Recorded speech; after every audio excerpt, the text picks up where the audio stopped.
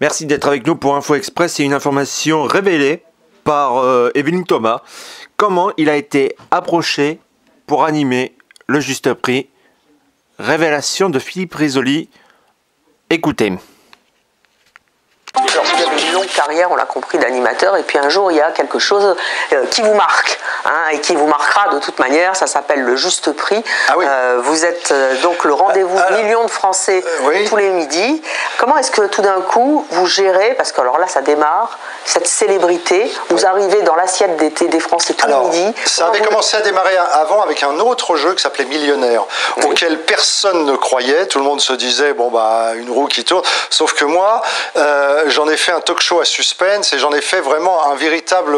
Oui, c'est ça, j'en ai fait finalement un talk show où la roue devenait presque accessoire. Ce que m'a, à une époque, reproché la direction de la Française des Jeux. C'est-à-dire quand vous disiez millionnaire, on vous disait Risoli au lieu de dire les tickets. Je sais que vous avez reçu Pierre Billon il n'y a pas très longtemps. Pierre Billon travaillait avec moi sur le Millionnaire et avec lui, on avait formé un groupe et on chantait de tout, les Stones, des chansons à moi. Je vous dis ça parce que si jamais on est amené à parler musique... On va y venir. La musique n'est pas arrivée par hasard. Ça, bon. Et alors, Juste Prix, oui. Alors, ça m'a marqué. D'abord, la façon dont j'ai été amené à l'animer, c'est malheureusement aussi après le décès de Patrick Roy, parce que c'était lui qui avait cette émission.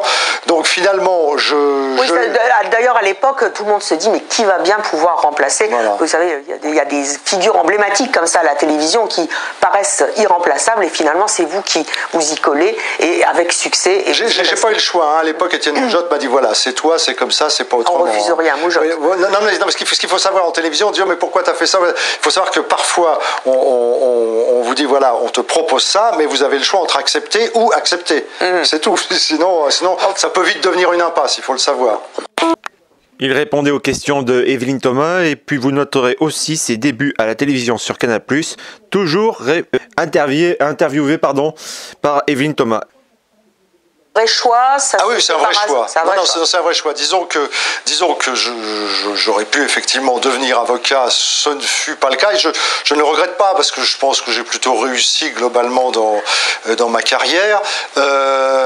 J'ai commencé par faire des maquettes avec des copains. D'abord en radio, des maquettes. Je faisais venir mes copains. On avait, alors à l'époque, c'était des cassettes. Ça fait un peu vieux, mais enfin c'était comme ça. Et j'inventais des textes, j'écrivais des textes. On faisait des fausses pubs, on faisait des fausses émissions, etc. Et j'envoyais ça un petit peu à tout le monde, à Philippe Gildas, qui à l'époque était directeur de Alors justement, qu'est-ce que vous faisiez le 10 février 86? Alors le 10 février 86, c'est une date également extrêmement importante, puisque c'est ma première véritable apparition en télévision sur Canal+, où je commence, c'est ma première. Je fais un jeu qui s'appelle Star Quiz, que j'ai pris beaucoup de plaisir à animer, suite à un casting. J'avais fait un casting. Et vous avez été sélectionné. Et j'ai été sélectionné, donc je fais Star Quiz, et ça va me conduire à rencontrer Philippe Gildas dont je parlais il y a quelques secondes, Pierre Lescure évidemment, et bien d'autres, Michel Denisot, enfin toute l'équipe de Canal, les nuls. Et pourtant vous y restez pas parce que c'est des écoles à la télévision, vous y restez pas, vous partez à France 3. FR3. Non, c'est pas tout à fait ça, c'est-à-dire que j'y suis, sauf qu'en même temps je fais de la radio, parce que je vous ai dit, j'avais fait des cassettes, donc j'étais d'abord passé par Sud Radio, puis j'étais rentré à France Inter et ensuite RTL. Et à ce moment-là, je suis sur RTL. Or RTL coproduit une émission sur la 3 qui s'appelle La Nouvelle Affiche, là où démarreront Vanessa Paradis, Morane et bien d'autres. Et RTL tient absolument, via Sabine Mignot, qui à l'époque était la directrice des programmes, tient absolument à ce que je présente cette émission. C'est formidable ça d'être désiré comme ça. Et très gentiment, Pierre Lescure m'octroie une dérogation, c'est que je suis sur Canal+, et en même temps sur la 3. Et sur Canal, donc j'enchaîne directement Star Quiz pendant 2 ans, le cinéma avec Daniel Toscan du Plantier, et ensuite un talk show le midi direct. Et il répondait à Evelyne Thomas, dont vous pouvez retrouver l'interview sur Dailymotion avec ses quelques extraits, et puis du lundi au vendredi à 12h30 sur Non-Stop People, disponible sur câble SAT et ADSL. Information partagée par mon ami Carmelo, merci à lui, et partagée aussi par la télé en arrière, puisque je voulais vous faire part de cette information qui était plutôt intéressante. Comment Philippe Risoli a-t-il été sélectionné pour devenir l'animateur du Juste Prix?